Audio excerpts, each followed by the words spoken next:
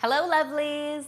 I hope you are enjoying all of the glorious summer sunshine. And if you're anything like me, all of that sunshine probably makes you feel like you don't want to do a whole lot of cooking, which is why all month long I am sharing 20-minute dinner ideas that are really delicious and bursting with wonderful summer flavors, but of course are really easy to prepare.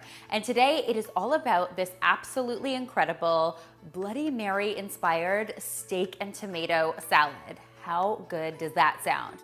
So if you follow the channel for any length of time, you probably know by now that I'm not huge on salads, generally speaking.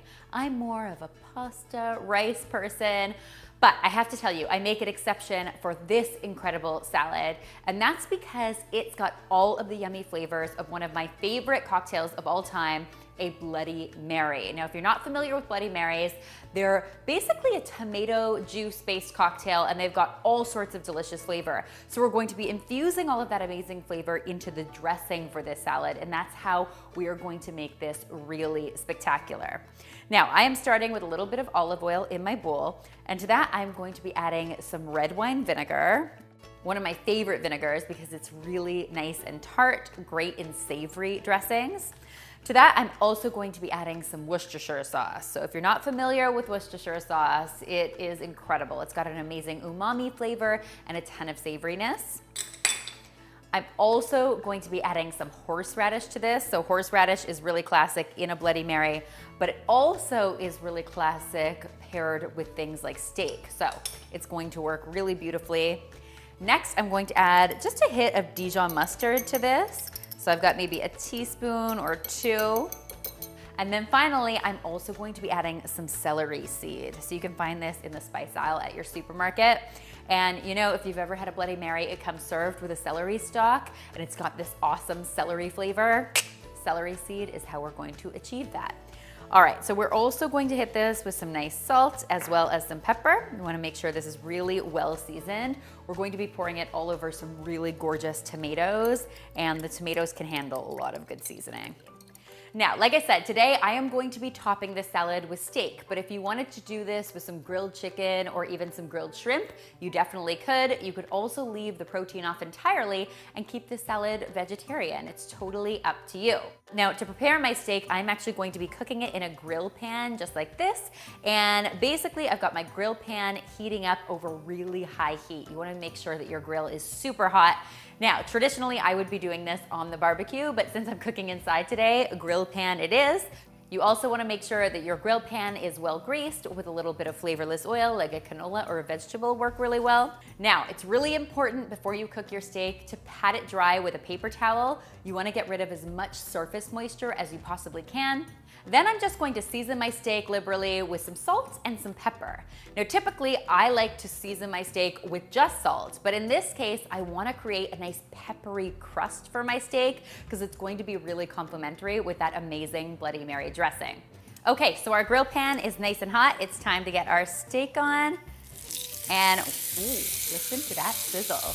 We're just gonna let this cook away for say between 3 minutes on one side and maybe another 2 or 3 on the other. Now, of course, you can cook your steak however you like. Today, I'm opting for about a medium steak, but you could do this anywhere from rare to well done. It really is up to you how well you like your steak cooked. I'm just going to flip my steak, of course, halfway through to make sure it gets nice and charred on both sides. And then as soon as it's ready, I am going to remove my steak from the pan and transfer it to a cutting board where I am going to let it rest for between 5 and 10 minutes. It's always important to let your steak rest a little bit because it gives the meat a chance to relax and the juices a chance to reincorporate into the entire steak. Once your steak has had a chance to rest, you can go ahead and just cut it into nice thin slices, and it's going to be perfect sitting on top of our amazing tomato salad.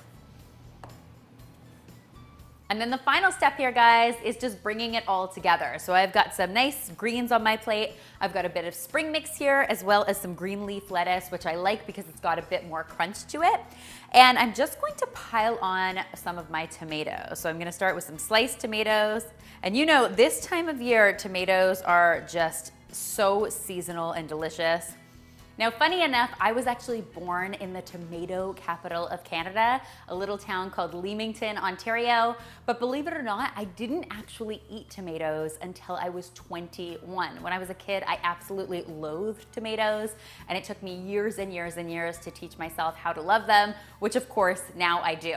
So I am piling on a gorgeous helping of tomatoes onto my greens, and then I'm going to add even more great flavor here with some finely sliced red onion, as well as some crumbled goat cheese. Now, the goat cheese in this recipe is definitely optional.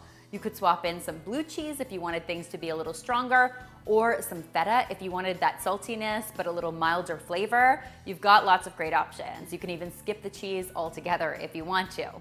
And then my final step, guys, is just going to be nestling in some of that amazing steak that we cooked up.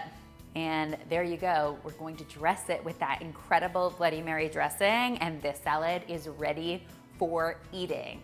Seriously, guys, how gorgeous is this salad? It's bright, it's vibrant, it's colorful, it's summery, and of course, it's absolutely delicious.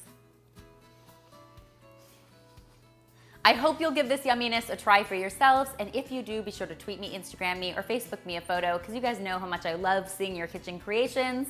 Remember, the full recipe is linked in the description box below. You can find it there, and it's also posted on healthymealplans.com, our awesome meal planning site. If you're not familiar, it is such a great place to do your meal planning for the week. You can browse through more than 1,000 recipes, drag and drop them into your weekly meal plan, and then generate your shopping list with just a click of the button. It's super handy and also happens to be totally free, so I hope you'll check it out. And if you haven't already, be sure to subscribe because there is lots more deliciousness where this came from.